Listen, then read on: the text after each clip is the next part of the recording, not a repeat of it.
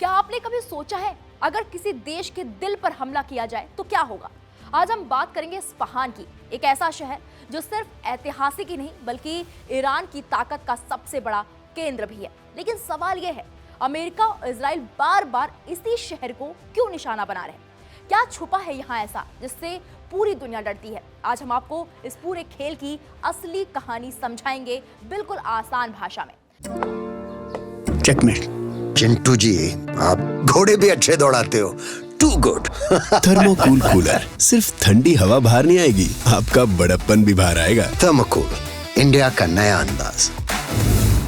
सबसे पहले समझते हैं इस्फहान है क्या। इस्फहान सिर्फ एक शहर नहीं है, ये ईरान का इंडस्ट्रियल और न्यूक्लियर हब है। इसे ईरान की टेक्नोलॉजिकल रीढ़ कहा जाता है। यहाँ 3 बड़ी चीजें हैं: न्यूक्लियर फैसिलिटी, मिसाइल और हथियार निर्माण केंद्र और एडवांस रिसर्च लैब्स। और आसान भाषा में समझे तो अगर इस्फहान को नुकसान होता है तो ईरान की सैन्य ताकत को सीधा झटका लगता है।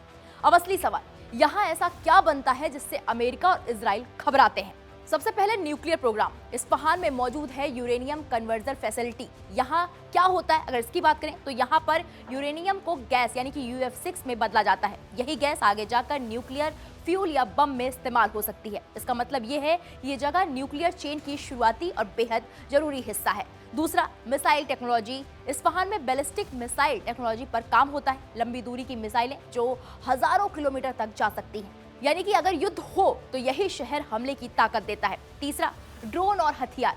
ईरान के advance drone system, radar technology, defence system, सबका रिसर्च और डेवलपमेंट यही होता है। अब सबसे बड़ा सवाल, अमेरिका और इजराइल इससे क्यों डरते हैं? वजह है न्यूक्लियर बम का डर। अगर ईरान न्यूक्लियर बम बना लेता है तो पहली वजह है इजराइल को बड़ा खतरा होगा। इजराइल सीधे खतरे में आ जाएगा। मिडिल ईस्ट का पावर बैलेंस बदल जाएगा। दूसरी वजह है लंबी दूरी की मिसाइलें। ईरान की मिसाइलें इजराइल तक पहुंच सकती हैं। अमेरिका के बेस भी खतरे में आ सकते हैं। तीसरी वजह है प्रॉक्सी वॉर। ईरान अपने सहयोगियों को हथियार देता है, जैसे मिडिल ईस्ट के कई ग्रुप्स। इससे अमेरिका और इजराइल को चारों तरफ से खतरा महसूस होता है। अब बात करते हैं उस खतरनाक हथियार की जिसने ईरान के इस्फहान में तबाही मचाने की कोशिश की है, यानी कि बंकर बस्टर बॉम्ब। सबसे पहले आपको बताएंगे क्या होता है ये बंकर बस्टर बॉम्ब। ये खास तरह का बम होता है जो जमीन के अंदर घुसकर विस्फोट करता है, यानी अगर कोई बेस जमीन के नीचे छुपा हो तो भी ये उसे नष्ट कर देता है।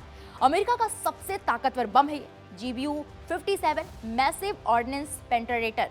वजन लगभग 13,000 किलोग्राम। इसकी खासियत है 60 मीटर तक जमीन में घुस सकता है, कंक्रीट बंकर तोड़ सकता है और सबसे बड़ी बात, अंदर जाकर धमाका करता है। ये कब बनाया गया, इसकी बात करें तो 2000 के दशक में इसको विकसित किया गया, खासतौर पर ईरान और उत्तर कोरिया जैसे देशों के अंडरग्राउंड ठिकानों के लिए। यानी ये बम सीधे इस्फहान जैसे शहरों को ध्यान में रखकर बनाया गया। अब एक और सवाल, क्या ईरान इतनी आसानी से हार जाएगा? जवाब है बिल्कुल नहीं। इसकी वजह है इस्फहान की सुरक्षा व्यवस्था। इस्फहान की सुरक्षा व्यवस्था में अंडरग्राउंड फैसिलिटी है। ज्यादातर न्यूक्लियर साइट जमीन के नीचे है, मोटी कंक्रीट और पहाड़ों के अंदर है, ताकि बम भी आसानी से ना पहुंच सके।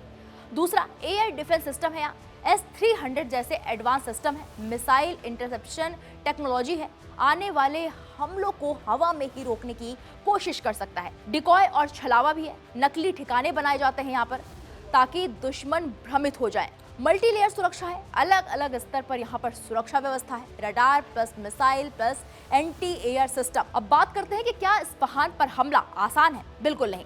अब आपके मन में ये सवाल उठना जायज है कि क्यों?